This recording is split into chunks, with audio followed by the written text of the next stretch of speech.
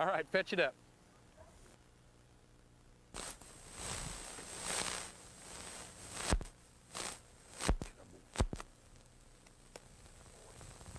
Good boy, Raz. Good boy.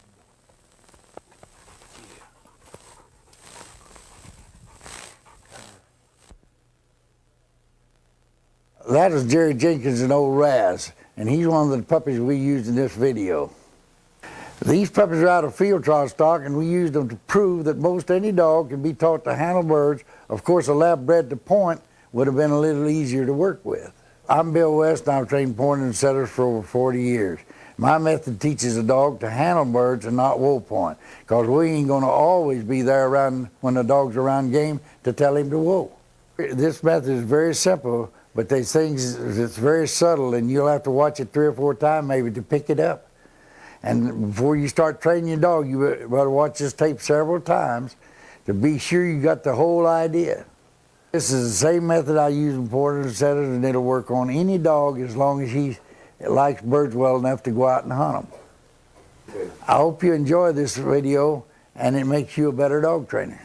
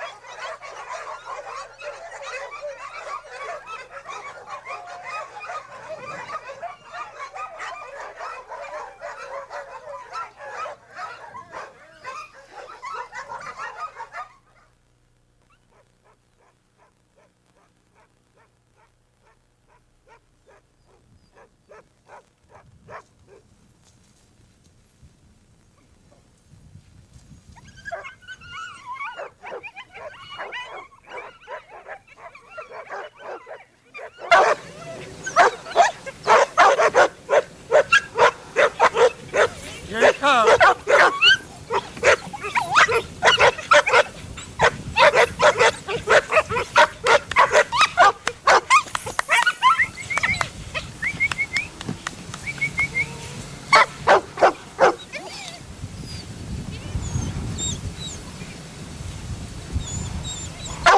This little lab puppy's only about 4 months old.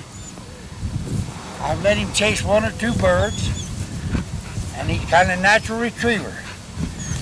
First thing you got to do with a lab is get him crazy enough about birds that he'll take training. If you try to train him too quick, in other words, without letting him get excited over birds, it's not like a retriever, it's a different situation.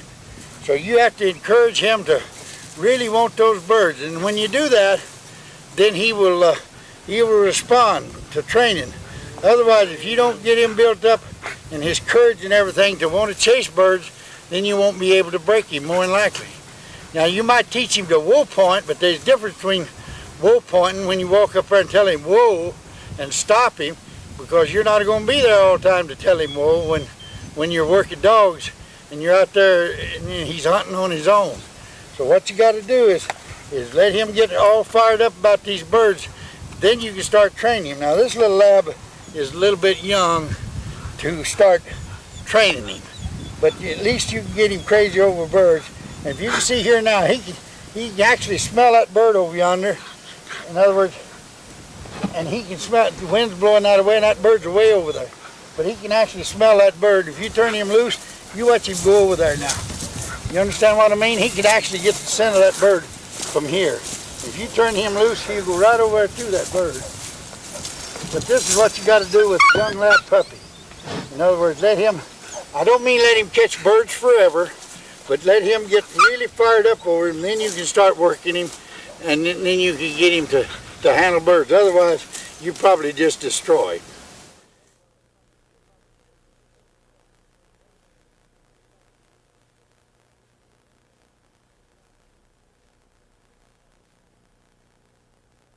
Now, this is what we call a spike collar. That's a name that we call it, but it's not spikes, it's Hornish brads, and they're dull on the end, They doesn't hurt a dog. They don't break the skin or anything. Now they make some that has regular tacks in it, like roofing tacks. Now those things are severe, and you really don't need that with a dog, and I'll tell you the reason why. You take this one right here, and you put it on a dog, young dog, and he starts pulling you around.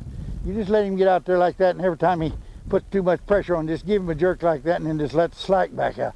And you just jerk him like that and let the slack. And every time he starts to put too much pressure, and then directly you got him out here hunting in front of you, and he won't be dragging you around. This is where it all starts.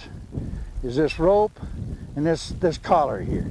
You can't train a dog with this here. You can ruin him with this here, but this right here, you teach him what you want him to do, and you can stop him because you have a check line.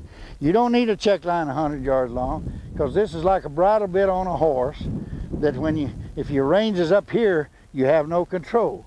If you have 40 foot of rope out here, you have no control. And a dog will catch a bird on you, and he'll run around and wrap you up and fall down and everything else. This is a nice size right here. This is plenty long. You could even do it with one less than this, but this is a nice size right here. This is really a nice rope. It's made well. It has the right kind of stuff. This is what we call a rope that's kind of special made for this purpose. I'm not going to tell you that it's mountain climbing rope. I'm going to tell you that this is a special rope made for bird dogs, you know what I mean? And the reason we have it stiff is because if you turn him loose and he's running around through the brush, this won't wrap around a bush like a regular rope will. These things will get a little bit stiffer as you use them, and a dog running through the brush, it'll go right around it and it won't wrap around it. And it won't wrap around your feet as bad. So these are the things right here. You don't need a lot of gimmicks and everything. All you need is this right here and this collar right here. You use this first, and this is the extension of this rope where you can stop him over there.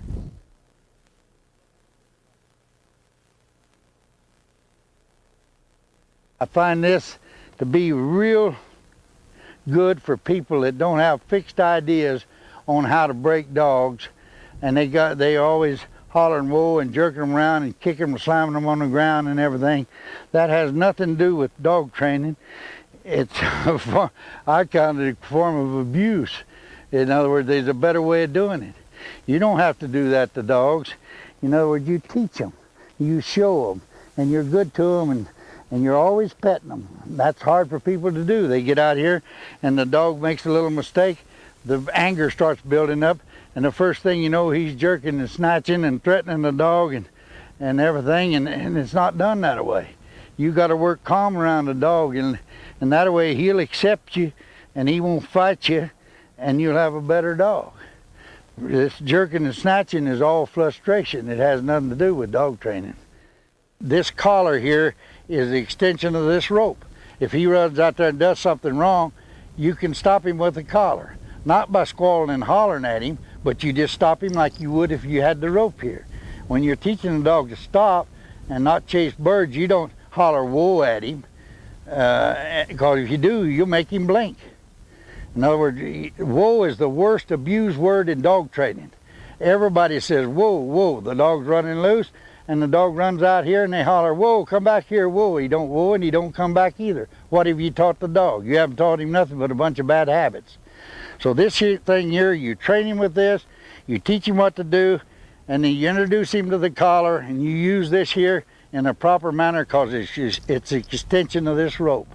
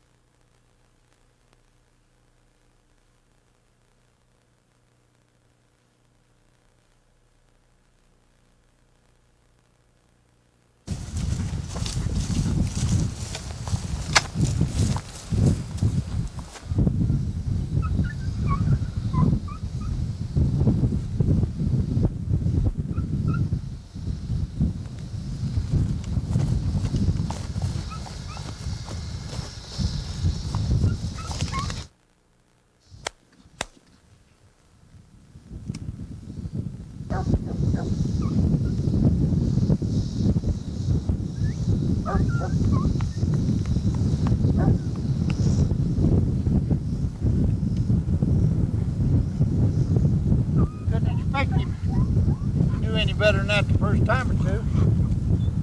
So this is a pretty good lesson for him. We shot a bird. He didn't know what he was doing, but he retreated because he kind of come natural to him. But you see there now, he chased up 3 or 4 birds. Then he began to want to stop. And this is the idea. You let him run them up, and directly he'll want to stop, and you teach him to get your hands on him and start handling him. You probably never look like Redwater Rex, but you get him handling birds. This dog, this puppy that I just worked, you know, he doesn't know anything. But he's finding out now, if I run at that bird, I almost get it, but for some reason I can't catch it. So he's learning if I charge it, it's going to fly away. So direct I let him up there, and you see him start to hesitate because he knew if he run in, the thing was going to fly. And that's the way a wild bird would be, see? So he learns he can't catch it because I'm stopping him. I let him catch some birds at the start, which I think you got on film. And I let him catch birds because I want him to get crazy about them, see? And then I shot the blank pistol when they were chasing out there. This is the first time for a shotgun. I wanted the situation right because I didn't want a bird just fly up and shoot it. That didn't teach him anything. You see what I mean? So I let him go up there, and he kind of stopped and hesitate. He started to move. I just give him a little tug like this. You see the little dog stand there? Now he did try to jump around when Ken went in there to kick the bird up, which that's all right. He doesn't know to stand still. But later on, when I teach him to stand still, he'll stand there and let Ken kick that bird up. If I go up there and just tell him whoa and lead him up there on them pigeons, he's gonna look like crap. He ain't gonna want to point. You see what I mean? He's just gonna, and he'll be trying to root them up. He's learning this way to handle birds.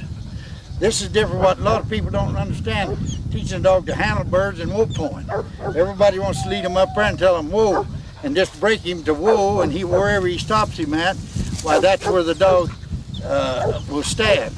But I want a dog to go up there and point the bird and stand there without having to tell him whoa. Because I ain't gonna be over yonder when the dog will find a bird. I ain't gonna have a chance to tell him whoa, but I'm gonna teach him to handle birds. That's what he's supposed to do.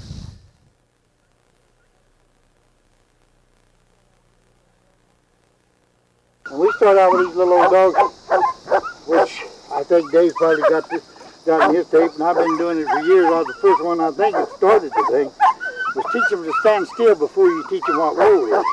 Then you don't have to keep saying whoa and setting him back and whoa and setting him back. Because when you teach him to stand still, and then you lead him out like this and tell him whoa, and you give him a little slack, give him a chance to take a step. If he does, you just correct him like that and walk away. You tell him one time. And then you're always coming back to him, and you're putting your hands on him, and that's what lets a dog build character in him, because you go back to him time after time after time, and you're doing like this, and you're petting him, and directly he'll relax around you, and he'll hold his tail up and look good, and that's just part of the training. This is probably worth $20. I had a lot of money. But this guy here is a rich owner. That's him laughing right here. I'm gonna work this little old lab here now, and we'll see. We're going to start out kind of teaching him to stand, and we've given him, I think, 2 lessons in standing. And we're going to put the collar on him. We're not going to use the collar on him because he doesn't know anything about electric collar. He doesn't know to stand. He doesn't know anything, really. Only I've let him chase some birds around, let him catch some pigeons, and I shot around him. He's not gun shy. So now he's ready to start training. Now, we're not going to try to break this dog. We're going to try to train him. When you talk about breaking a dog, a lot of guys will let him go, and they make all kind of mistakes, and the first thing you know, he says, I'm going to break him. Then he starts pounding on him and jerking him and messing with him. But we're going to train this dog, and it's going to take a process of doing it. It'll be a while before it's done, but this is the way it started. You teach him out here like this, and And I like to call a dog by his name, but incidentally, I haven't even given these pups a name yet. I'm open to suggestions of whatever we might want to call them.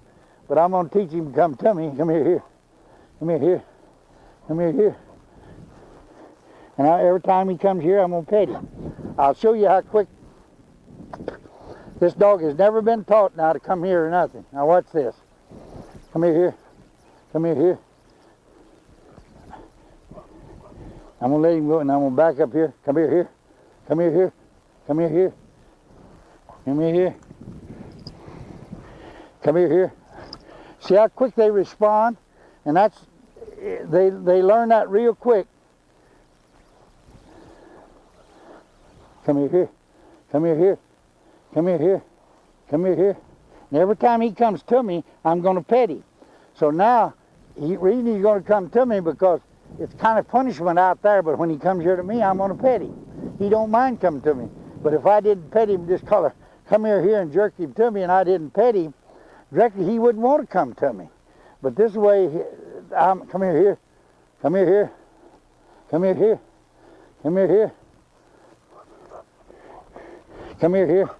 Come here. Over here. Come here. Come here. Now watch him. He wants to sit down.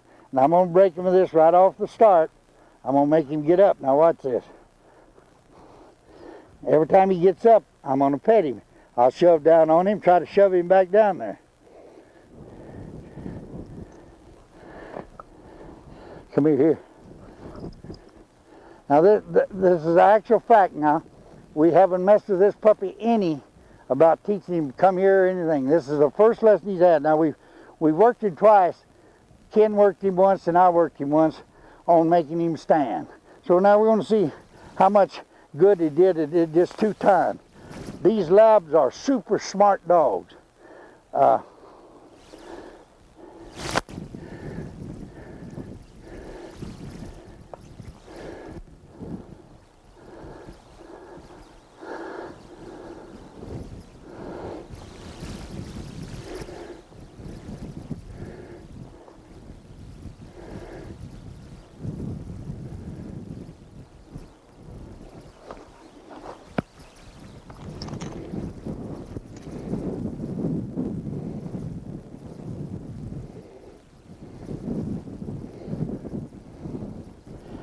I'm going to turn him around here where you can see a little better. Now he knows that he saw Ken go over there, and we've let him chase some pigeons, and he wants to turn around now and look toward that pigeon. But now you watch me. I'm going to insist that he don't, and he's going to try to lean into me and everything else. So I'm going to work with him here and make him stand still. I'm going to pet him.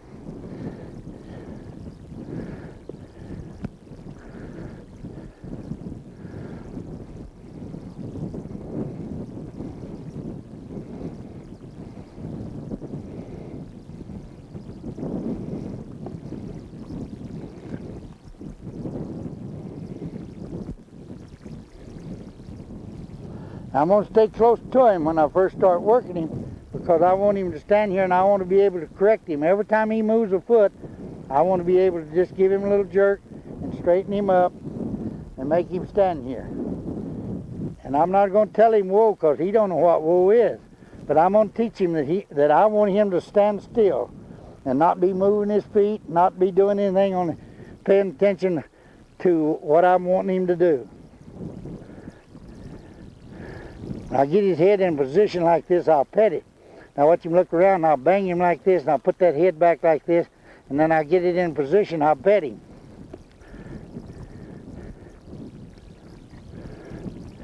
I don't want him looking back at me because when he's doing that, he's not paying attention to me, see? And he's looking back at me for sympathy.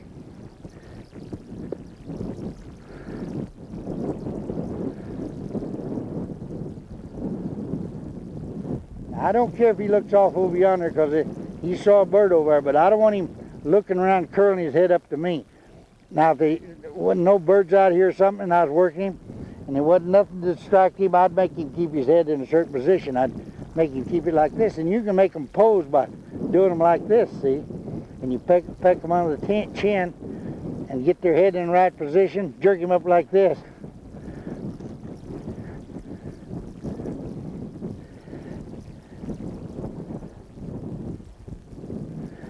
Now he would kind of like to look around, but watch his head. He's just turning just a little bit. Kind of keep one eye on me, but he ain't not going to turn his head around.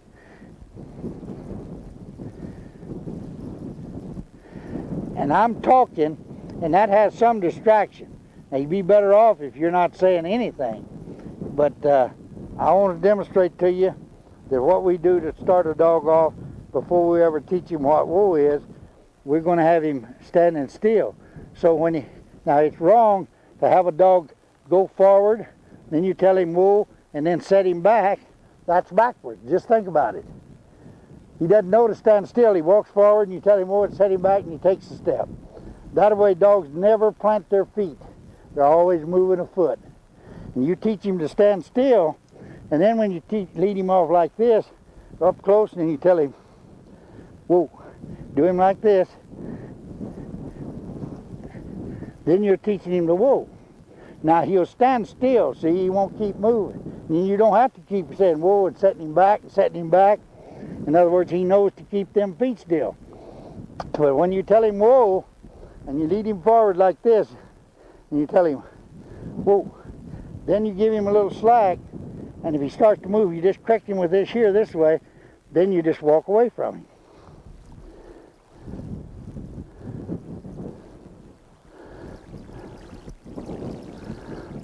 Now, you see how quick this puppy's learning to keep his feet still? In other words, it's so simple to do. You don't need all these gimmicks. All you need to do is work with the dog right here. You don't get away from him and try to do this too fast. I do it a lot of times this way, just showing out. But really, you shouldn't. If you don't know how, you shouldn't try to do that all at once. I take a pup out here and 5 minutes have him doing this. But most people can't do that. If you try it, you're liable to get in a can of worms. So it's better to take a little time and teach them, because you're not going to do everything till you have some experience at it. You're not going to get the job done, more than likely. But watch him now. He sit down, and I'm gonna make him get up.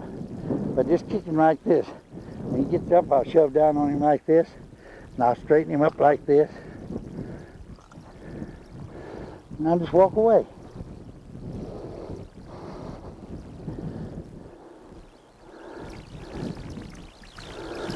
Now this pup ain't gonna be scared of me. Now watch him sit down again. Now that's kind of nature of this dog, because he's never been taught to sit, but he always wants to sit down. And you'll find that more in labs than any other kind of dog, because this is part of their inheritance they got from their parents, that their parents have been taught to sit, and they've been taught to retrieve, and they're kind of a natural retriever. That's his suit. And as far as marking birds, you take this little puppy right now will outmark a grown pointer when he comes to birds. You can shoot a bird and he can fall way out there on those weeds out there, and this puppy will go right straight out there to him.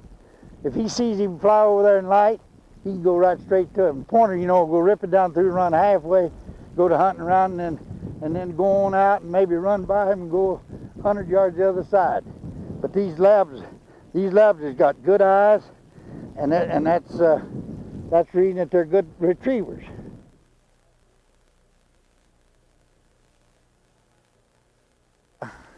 From the time I start working these puppies and put a check line on them, I always let them wear the electric collar. The reason I do this is so every time I work him, I have the collar on him. And I do this a little different than some people, because if I put the collar on him every time I work him, it's nothing new on his neck. So the time that I want to use it on him, it's nothing new. But if you put something new on his neck and then you use it on him, immediately he recognizes something new on his neck. So I do it a little bit different. Instead of leaving a dummy collar on him, every time I work a pup, when I start out, I start putting the collar on him. To introduce the dog to the collar, the way I do it, I just have him out here in the field and I teach him to come to me with the rope. and I'll tell him, come here, like this, and the pup comes to me. Every time he does, I pet him. Then when I'll step away from him, and I'll say, come here, and he'll get where he'll come to me, see? And then directly I'll have him over here like this, and then I'll reach up, touch him with low intensity. I got one of these here Radartron collars. It has low intensity. It's got 6 intensities on it. So I use a low intensity, and he's there like that, and I'll just touch him with the collar and say, come here, and then I pet him. But I've already taught him to come here by pulling the rope. Talk about the electric collar just a little bit. About these young dogs with electric collar, how I introduce them to the collar. I bring them out here, and I introduce them to the collar, not on birds, but around birds. I want them to know there's birds out here. And then I'll teach him, put it on low intensity, and I'll take him, and first I start off with the dog, and I'll teach him like this. Come here. Every time he comes to me, I pet him, straighten him up and pet him. And that's part of the styling him up, see? If you just call him to you, and him crouch you down and everything, then that's the way he's gonna be. So you want to pet him. Every time you correct him and he comes to you, you want to pet him and handle him, because that's what puts the style in the dog. And the way I do it, I'll have the dog like this, and then I'll just step back with low intensity, and instead of pulling the rope, I'll just punch this collar, just touch him with the collar and say, come here.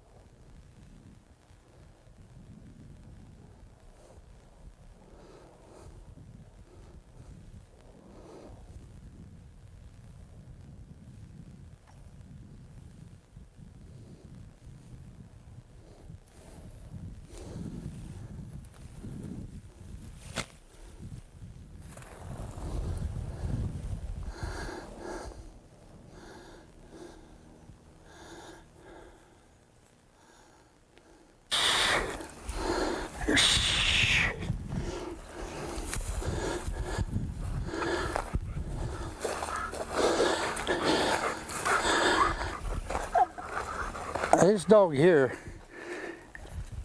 he pointed that bird, but when I went in there, he kind of loosened up. But you're going to have some when you're first doing that. But if you see him there, he kind of loosened up, leaned forward. I just touched him with the collar. When I did, you see him kind of jump back. Now, if you do that to a dog before you had enough training in him, you'd ruin him.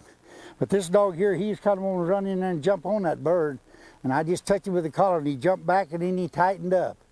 And you can do that to a dog after you've taught him to handle birds. But if I'd done this to a dog that didn't know, he'd blink birds. But see, he didn't back out of there, and the bird got up, and he stood there, watched it fly away. Only instinct a bird dog has is to hunt, and he'll stop on birds. The reason he stops on birds because he says, well, I think it's right there, and maybe I can catch it. And he'll creep in and try to catch it. Now that's a kind of a born instinct in a bird dog. It's come down through the years. But everything else we do with a dog is all man-made. Think about it. All of binding you and obedience and over here and wood and all that stuff is man-made. I mean, it's training. It's not. They don't do that on their own, but they do have the instinct to hunt and point a bird. So it's very important that you understand that, because and not get mean with the dog. So if the dog don't understand, just show him one more time, and directly he will understand. This is the greatest thing right here and right here. We don't need all this gimmicks and this, that, and the other to train a bird dog. It may look good, but there's a shorter route and a better route with this right here. But you got to work it with this here first. You got to train the dog with this, And this right here is the extension of this rope, because you can control him. You've taught him here, over here with the rope, and he's over yonder, and he here, over here, and he doesn't respond. Just reach up. You know, after you work a dog, you know what kind of electricity that it takes to handle that particular dog. So you just reach up. If he doesn't mind you, you just tickle him with that collar and say, over here, and you'll see him turn. That's all obedience. That's all it is. You've taught him with this here. He knows what it is. So when you use this on him, and he doesn't get excited, he'll just turn and go with you. And that's all obedience.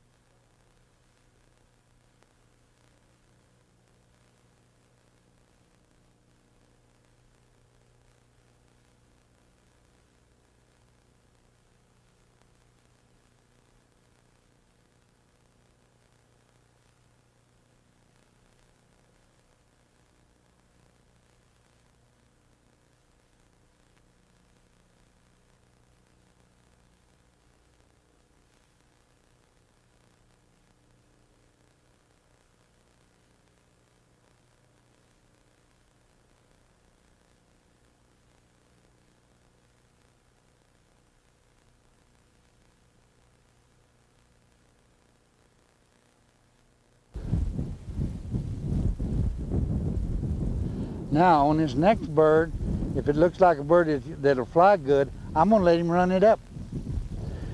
This way he knows if he runs in there, the bird flies away, see? And that's part of the way to get him to stop, because he'll learn if he runs at them, they're gonna fly away. If he stands there, they ain't gonna get up till somebody kicks them up.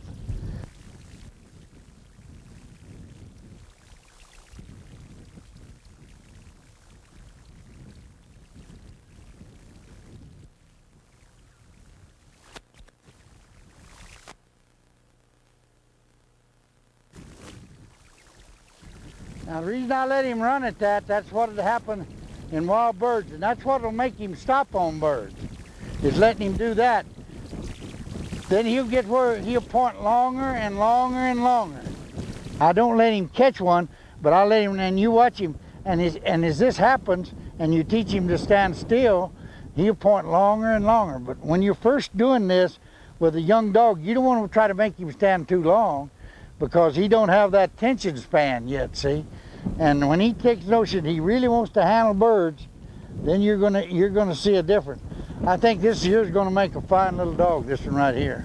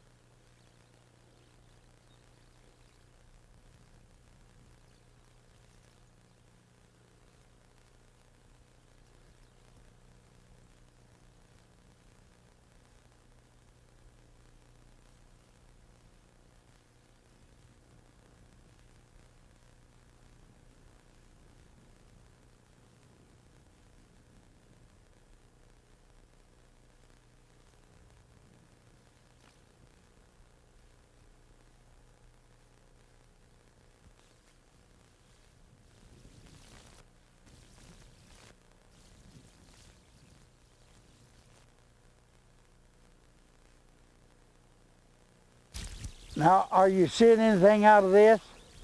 See how this dog now is beginning to want to stop?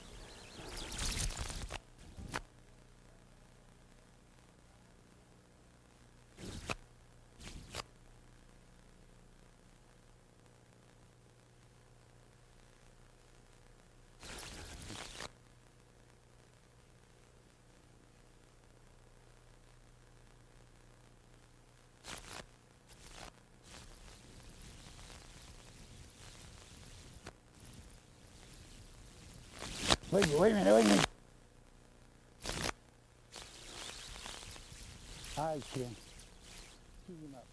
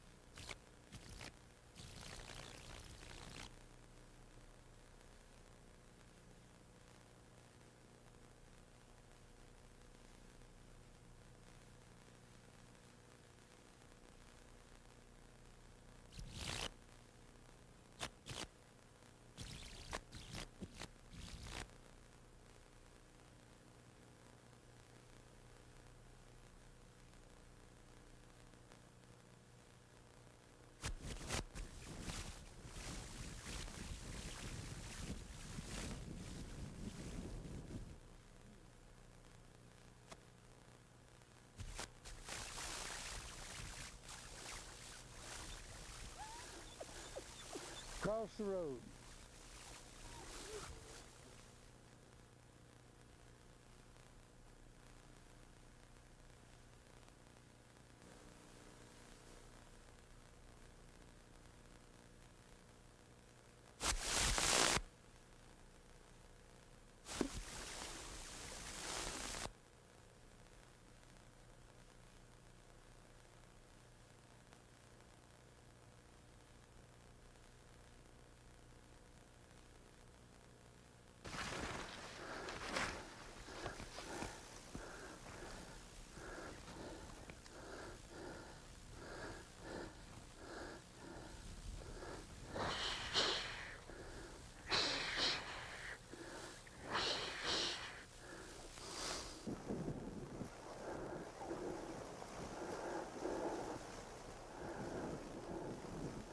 Now, if you watch now, this puppy here is beginning to think birds.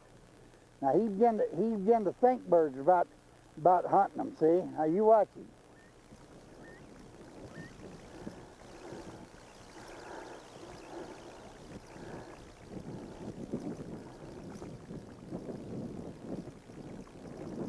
Now, he can actually see a bird moving off from him there. And he's beginning to want to handle that bird, see? I'm going to let him chase it up if he wants to.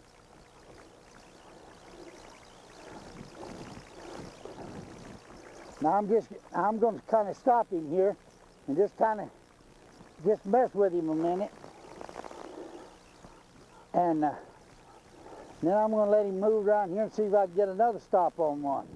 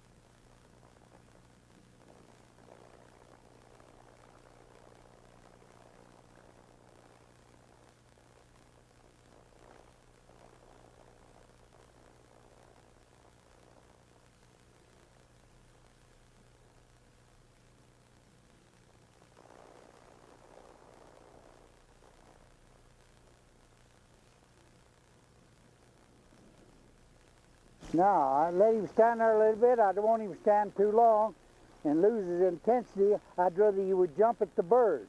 As I go along with the dog, then he'll learn to stay longer and longer. So you don't want to make a puppy like this stand too long, because it's better for him to put that bird in the air and you just stop him than it is to make him stand there and then loosen up and you're holding on to him.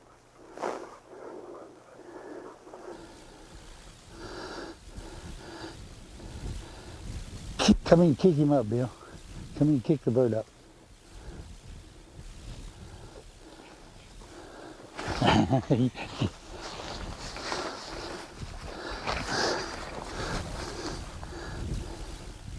He flew away from him, see? I don't try to make him stand there too quick, because if I get to wooing him, then this dog now is like a cat. He's stopping because he's anticipating that bird's going to get up, but he'd still like to jump on him. But that's all right too. As I keep working him, and he really starts settling down and handling those birds and know he's supposed to handle them, then his tail is going to come up and he's going to look a lot better. Right now he's like a cat. He's pointing at that bird and he says, yeah, he's there, and he's ready to crouch and jump any minute. And that's the reason that he doesn't have the style that he will have. As I go along with this pup, you're going to see him, when he starts handling birds on his own, gets a little older, you're going to see his tail come up and he'll look like a different dog.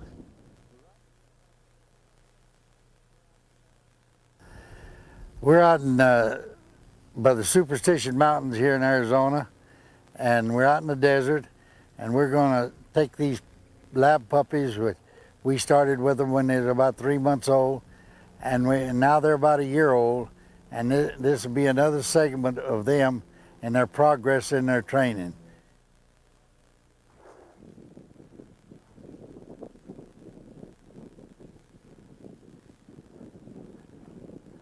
All right.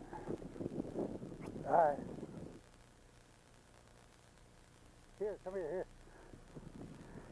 All right.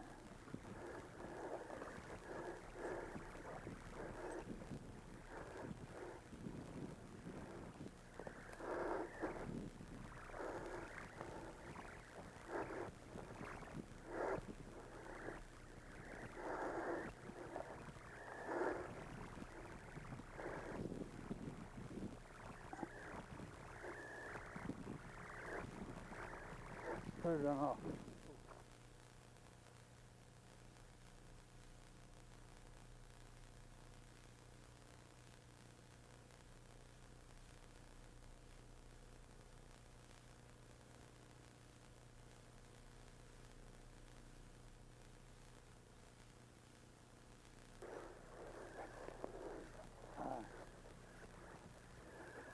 Come here.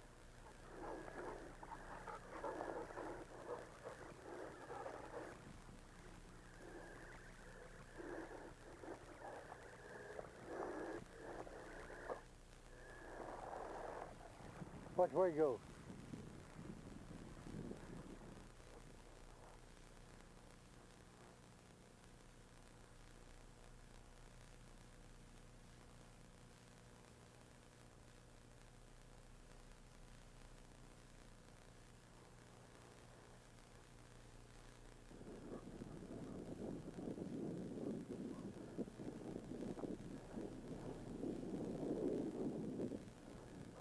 Ooh.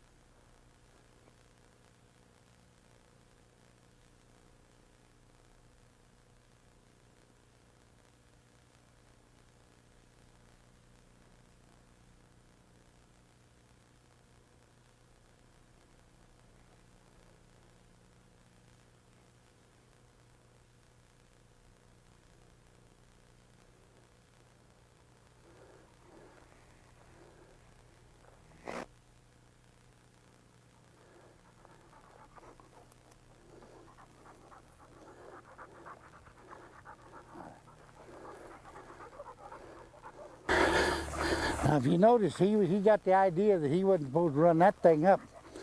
He stopped on it, and then the little old bird got up and started walking around, and the dog just stopped and stood there. Now, he didn't stay real staunch, but later on, as you keep working him, and he starts to handle these birds, he's going to be more staunch, more stylish and everything. And this will come out in the farther along in the training in this little young dog here. But he's kind of getting the message now of what to do.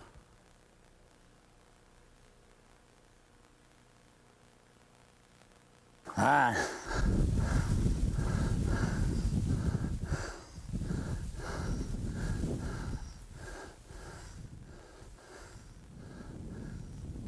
Hi.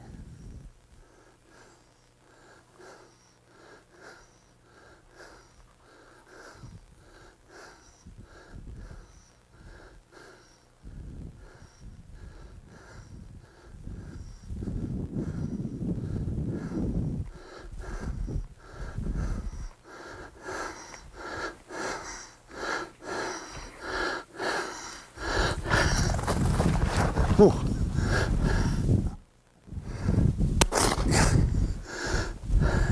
Fetch it.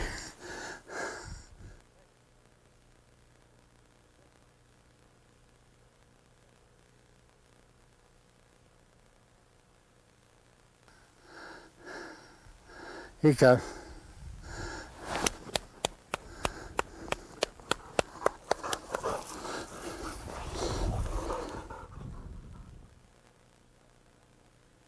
I went to Nebraska and I saw some dogs up there that really had a little pointing instinct in them. And that would have been better for me if I'd had a dog then. It would have been easier.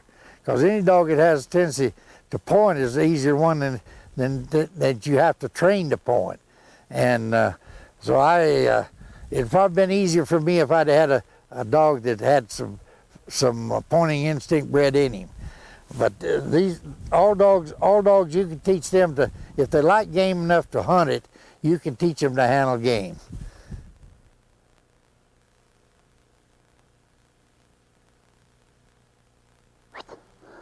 Hi.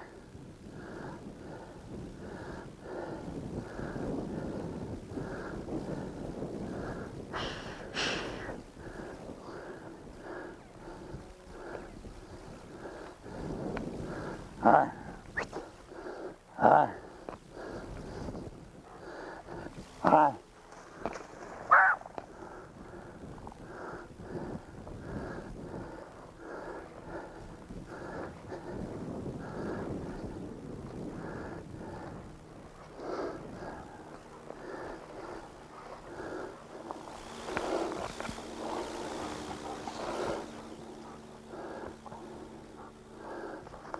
What's the bird that do? Now I'm going to check line him over here this time now. I'm going to check line him, let him find a bird. I'm going to let him go right after the bird again.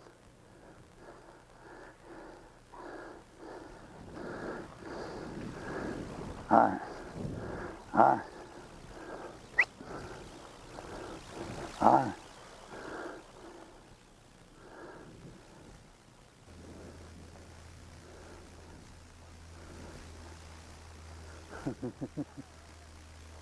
Stop the flush. You know what I mean? In other words, out here and the birds scattered out that way and they were running away from him and he'd get too close and they'd fly up, and now I got a good stop the flush on him down there. And that's when they do that, when they learn that they can't chase those birds, why then they'll quit bumping them, see? And that's what I call controlled mistakes. If everything you keep a dog from trying to make mistakes, and you don't let him make mistakes, you never really get him broke. You got to create mistakes with him. Encourage him to make some mistakes, but they're controlled mistakes.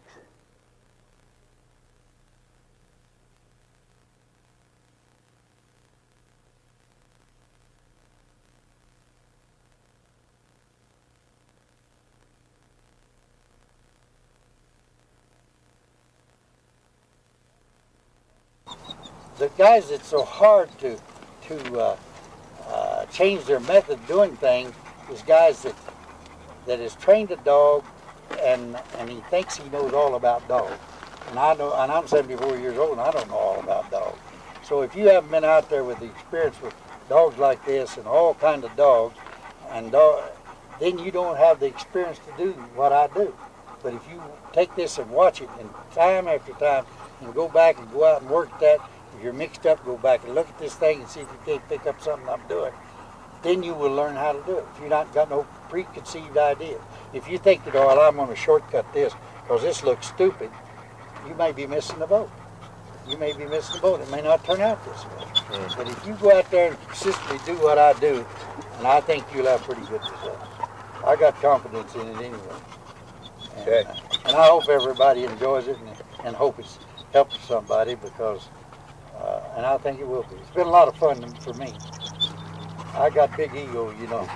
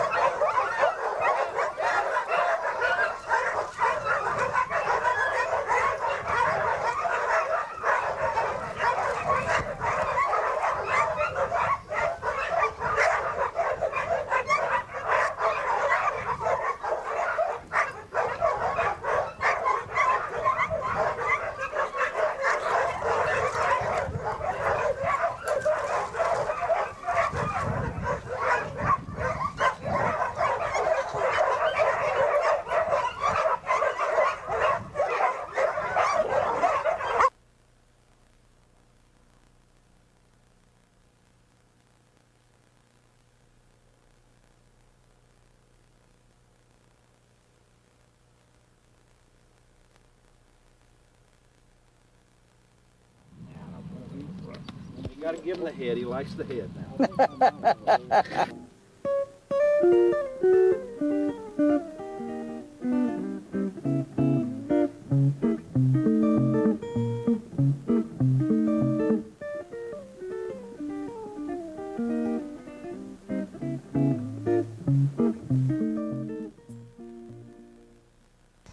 That one on his tail now. Just leave that on him, just like that. That on his tail. See, he was kicking.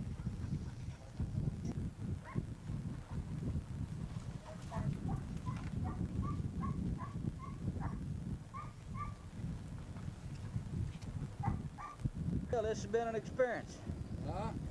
This has been a learning experience. Every time I turn around, I've seen something I hadn't seen before. Well, we got you enjoying it. You're enjoying it. Like a trip to the zoo.